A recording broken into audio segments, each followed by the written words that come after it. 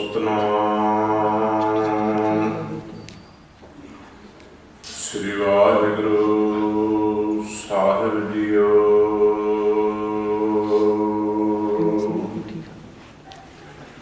ਮੂਕ ਚਰੇ ਸ਼ਾਸਤਰ ਖਟ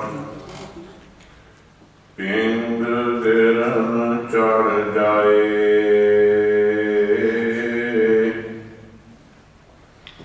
ਅੰਧ ਲਖੈ ਬਲਰੋ ਸੁਣੈ ਜੋ ਕਾਲ ਕਿਰਪਾ ਕਰਾਏ। ਕਹਾਂ ਬੁਧ ਪ੍ਰਭ ਤੁਸ਼ ਹਮਾਰੀ ਬਾਰਨ ਸਕੈ ਮਹਿਮਾ ਜੋ ਤਿਹਾਰੀ। ਹਮ ਨਾ ਸਕਤ ਕਰ ਸਿਫਤ ਤੁਮਾਰੀ। ਆਪ ਦੇਹੋ ਤਮ ਕਥਾ ਸੁਧਾਰੀ। ਕਹਾਂ ਲੱਗੈ ਇਹ ਕੀਟ ਬਖਾਨੈ ਮਹਿਮਾ ਤੋਰ ਤੁਹੀ ਪ੍ਰਭ ਜਾਣੈ।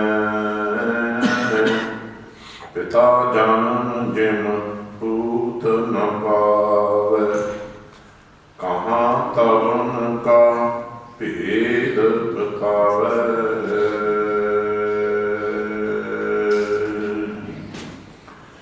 ਬਿਰਥਾ ਕਹੋ ਕੌਣ ਸਿਵਨ ਕੀ ਲੋਭ ਕਰਸਿਓ ਦਸ ਨੂੰ ਦਿਸ ਧਾਵਤ। ਆਸਾ ਲਾਗਿਓ ਧਨ ਕੀ ਰਹਾਉ ਸੁਖ ਕਾ ਹੇਤ ਬਹੁਤ ਦੁਖ ਪਾਵਤ। ਸੇਵ ਕਰਤ ਜਨ ਜਨ ਕੀ ਦਵਾਰ ਹੈ ਦਵਾਰ ਸਵਾਨ ਜਿਉ ਡੋਲਤ। ਨਹ ਸੁਧ ਭਤਰਾਮ ਭਜਨ ਕੀ ਮਾਨਸ ਜਨਮ ਅਕਾਰਥ ਖੋਵਤ। ਲਾਜ ਨ ਲੋਕ ਹਸਨ ਕੀ ਨਾਨਕ ਹਰ ਜਸ ਕਿਉ ਨਹੀਂ ਗਾਵਤ। ਕੁਮਤ ਬਨਾਸੈ ਤਨ ਕੀ ਸ੍ਰੀ ਰਾਗ ਮਹੱਲਾ ਪਹਿਲਾ। ਏਕ ਸੁਆਨ ਦੋਏ ਸੁਆਮੀ ਨਾਲ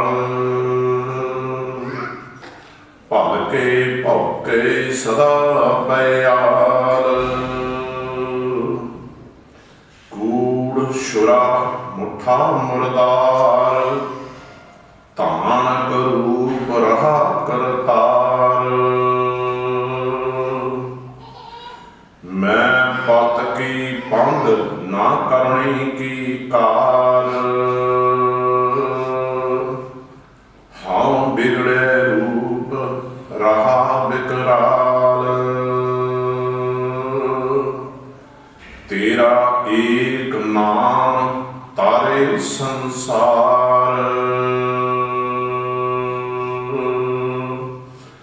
ਮੈਂ ਇਹਾ ਆਸ ਇਹੋ ਆਧਾਰ। ਰਹਾਉ ਮੁਖ ਨਿਤਾ ਆਖਾਂ ਦਿਨ ਰਾਤ। ਪਰ ਘਰ ਜੋਹੀ ਨੀਚ ਸਨਾਤ। ਕਾਮ ਕ੍ਰੋਧ ਤਨ ਵਸੇ ਚੰਡਾਲ।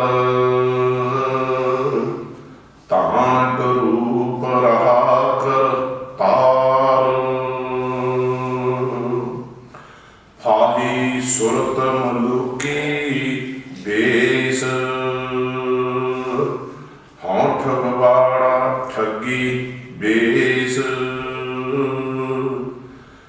ਖਰਾ ਸਿਆਣਾ ਬਹੁਤਾ ਭਾਰ। ਧਾਨ ਕਰੂਪ ਰਹਾ ਕਰਤਾਰ। ਮੈਂ ਕੀਤਾ ਨਾ ਜਾਤਾ ਹਰਾਮ।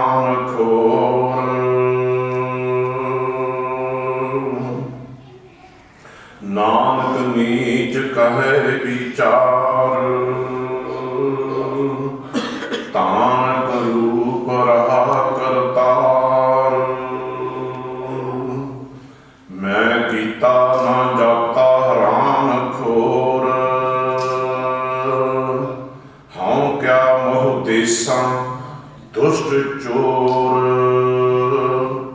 ਨਾਨਕ ਨੀਚ ਕਹੈ ਵਿਚਾਰ, ਤਾਣ ਰੂਪ ਰਹਾ ਕਰਤਾਰ।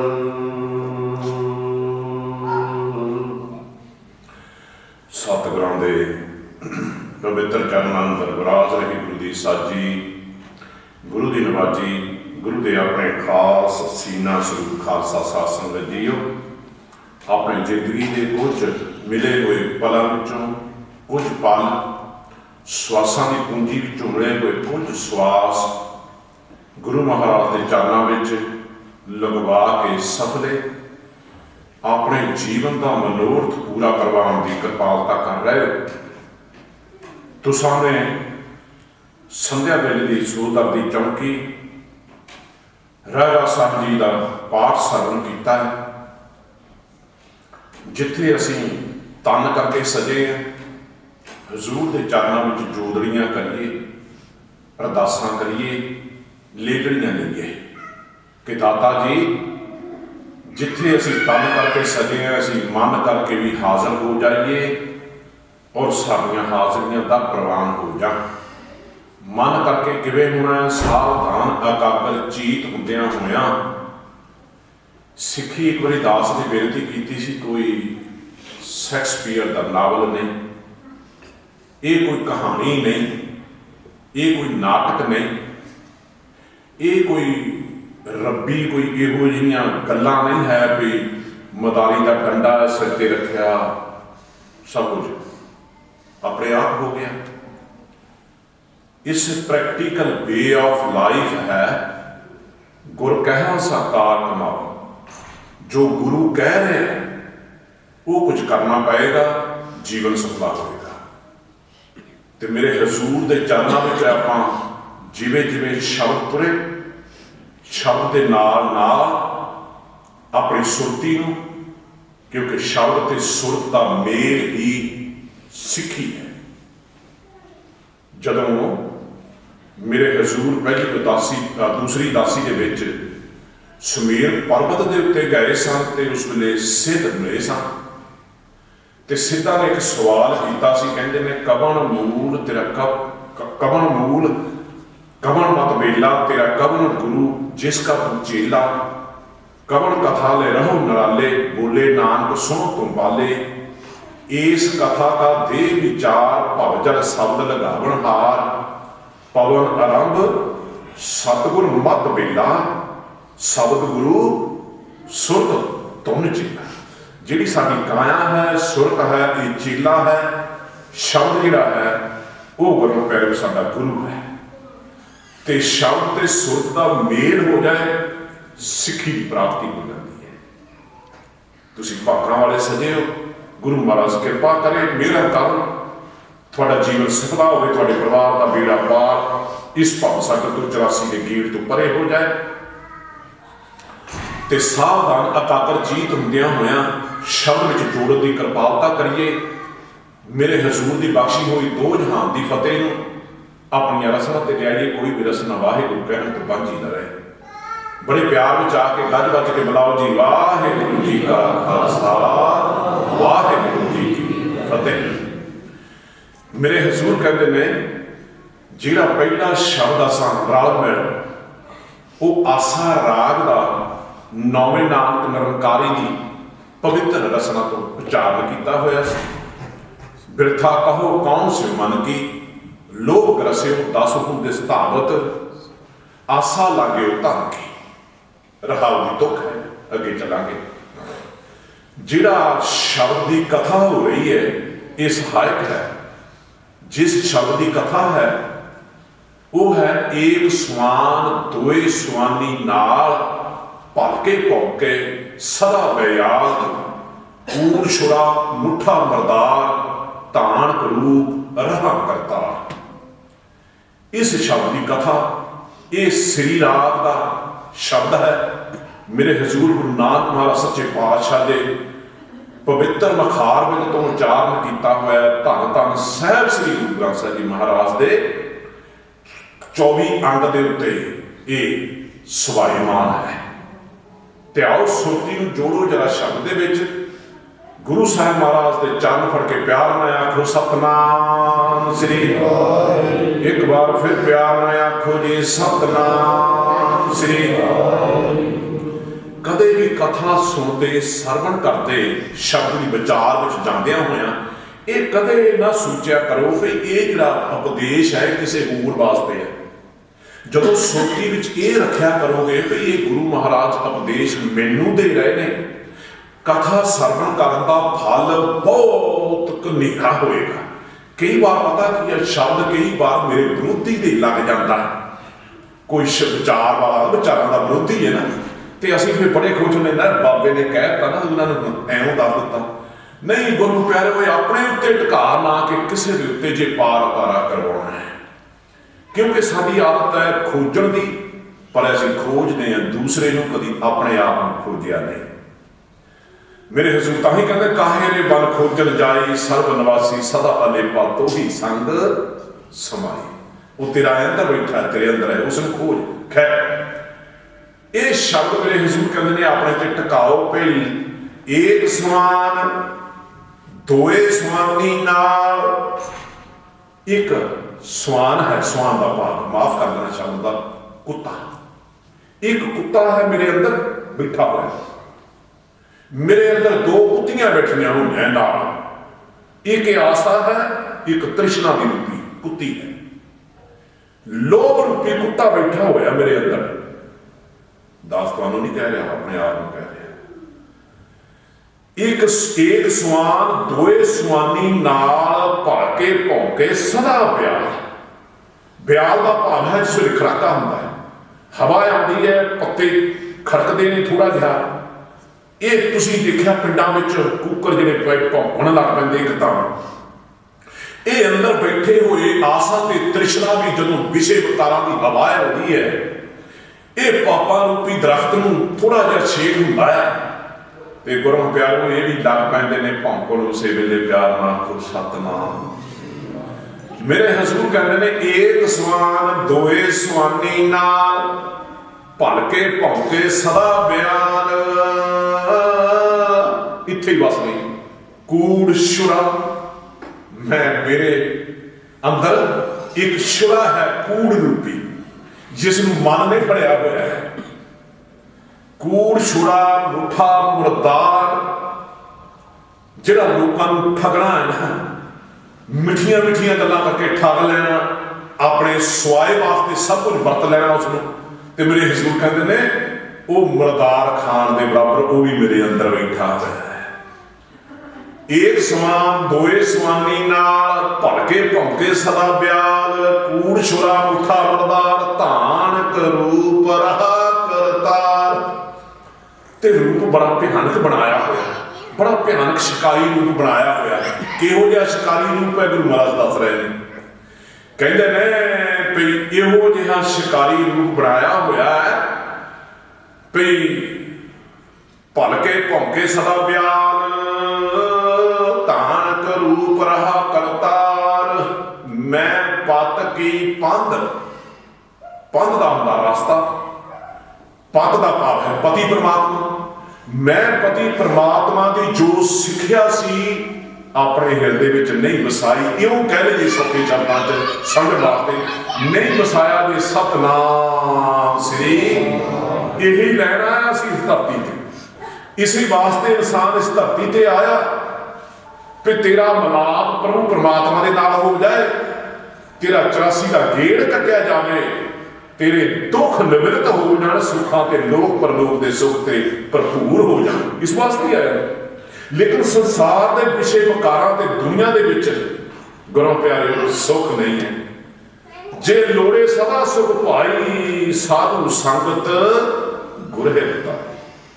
ਗੁਰੂ ਨੇ ਦੱਸਿਆ ਕਿ ਜੇ ਤੈਨੂੰ ਹਮੇਸ਼ਾ ਸੁਖ ਨਹੀਂ ਬਹੁਤੇ ਧਨ ਖਾਟੇ, ਸੁਖ ਨਹੀਂ ਪੇਖੇ ਨਿਰਤ ਨਾਟੇ। ਜਿੰਨੇ ਭਾਜੀ ਨਾਟਕ ਵਗੈਰਾ ਦੇਖੀ ਚਲੋ, ਹੋਰ ਕੁਝ ਦੇਖੀ ਚਲੋ, ਧਨ ਖੱਟ ਲਓ, ਇਹਦੇ ਨਾਲ ਸੁੱਖ ਨਹੀਂ ਹੈ। ਸੁੱਖ ਗੁਰੂ ਪਿਆਰਾ ਮਿਲਣਾ ਹੈ ਸਤਨਾਮ ਸ੍ਰੀ ਵਾਹਿਗੁਰੂ। ਤੇ ਮੇਰੇ ਹਜ਼ੂਰ ਕਹਿੰਦੇ ਮੈਂ ਪਤ ਕੀ ਪੰਧ ਨਾ ਕਰਨੇ ਕੀ ਕਾਰ, ਜੋ ਕੁਝ ਕਾਰ ਕਰਨੀ ਸੀ, ਜੋ ਗੁਰੂ ਮੈਨੂੰ ਕਹਿ ਰਿਹਾ ਉਹ ਮੈਂ ਕਰ ਨਹੀਂ ਰਿਹਾ, ਮੈਂ ਉਹ ਮੇਰੇ ਕੋਲ ਹੋ ਨਹੀਂ ਰਹੀ। ਮੈਂ ਪਤ ਕੀ ਪੰਧ ਨਾ ਕਰਨੀ ਕੀ ਕਾਰ, ਹਉ ਬਿਗੜੈ ਰੂਪ ਰਹਾ ਵਿਕਰਾਲ। ਬੜਾ ਭਿਆਨਕ ਰੂਪ ਵਿਗੜ ਗਿਆ ਮੇਰਾ ਇਹੋ ਜਿਹਾ, ਕਿਉਂਕਿ ਜਿੱਥੇ ਇੱਕ ਸਵਾਨ ਹੈ, ਦੋਏ ਸਵਾਨੀ ਹੈ, ਕੂੜ ਵੀ ਹੈ, ਛੁਰਾ ਵੀ ਹੈ, ਤੇ ਲੋਕਾਂ ਨੂੰ ਠਗਣ ਦਾ ਮਰਦਾਰ ਵੀ ਮੇਰੇ ਅੰਦਰ ਵਸਿਆ ਹੋਇਆ। ਤੇ ਮੇਰੇ ਹਜ਼ੂਰ ਕਹਿੰਦੇ ਹਉ ਬਿਗੜੇ ਰੂਪ ਰਹਾ ਵਿਕਰਾਲ। ਸਿੱਖਾ ਇੰਨਾ ਕੁਝ ਹੁੰਦਿਆਂ ਹੋਇਆ ਗੁਰੂ ਮਹਾਰਾਜ ਕਹਿੰਦੇ ਤੇਰਾ ਏਕ ਨਾਮ ਤਾਰੇ ਸੰਸਾਰ। ਸਿੱਖਾ ਇੰਨਾ ਕੁਝ ਹੁੰਦਿਆਂ ਹੋਇਆ ਵੀ ਗੁਰੂ ਮਹਾਰਾਜ ਦਾ ਨਾਮ ਦੇ ਵਿੱਚ ਏਡੀ ਵੱਡੀ ਤਾਕਤ ਹੈ। ਜੇ ਕੋਈ ਪਛਤਾਵਾ ਕਰਕੇ ਗੁਰੂ ਮਹਾਰਾਜ ਦੇ ਚਰਨਾਂ ਵਿੱਚ ਆ ਜਾਏ ਤੇ ਉਹਦਾ ਪਾਰ ਪਤਾਰਾ ਹੋ ਸਕਦਾ। ਇੱਥੇ ਭਾਈ ਸਾਹਿਬ ਜੀ ਦੀ ਇੱਕ ਬਾਰ ਕਹਿ ਕੇ ਆਪਾਂ ਅੱਗੇ ਤੁਰੀਏ, ਸਮਝ ਪੈ ਜਾਏ। ਭਾਈ ਸਾਹਿਬ ਜੀ ਕਹਿੰਦੇ ਨੇ ਭਈ 20 ਵੱਡੇ ਪਾਪ ਨੇ, ਹਉ ਵੀ ਅਪਰਾਧੀ ਗੁਨੇਗਾਰ, ਹਉ ਬੇਮੁਖ ਮੰਦਾ ਕਹਿੰਦੇ ਜਾਣਾ ਆਪਣੇ, ਚੋਰ ਜਾਂ ਜਵਾਰ ਹਉ ਪਰ ਘਰ ਜੋਹੰਦਾ, ਨਿੰਦਕ ਦੁਸ਼ਟ ਹਰਾਮ ਖੋਰ ਠੱਗ ਦੇਸ ਠਗੰਦਾ। ਇਹ ਸਭ ਮੇਰੇ ਵਿੱਚ ਹੈ।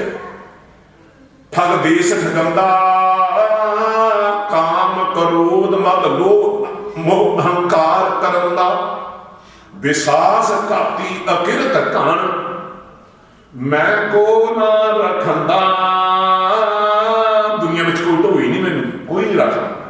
ਏਡੇ ਵੱਡੇ ਪਾਪ ਮੇਰੇ ਵਿੱਚ ਕੋਈ ਰੱਖ ਨਹੀਂ ਰਿਹਾ ਮੈਨੂੰ। ਲੇਕਿਨ ਮੇਰੇ ਹਜ਼ੂਰ ਕਹਿੰਦੇ ਨੇ ਵਿਸਾਸ ਘਾਤੀ ਅਕਿਰਤ ਘਣ, ਮੈਂ ਕੋ ਨਾ ਰਖੰਦਾ। ਪਰ ਸਿੱਖਾ ਸਿਮਰ ਮਰੀਤਾ ਢਾਡੀਆ, ਸਤਿਗੁਰ ਬਖਸ਼ੰਦਾ।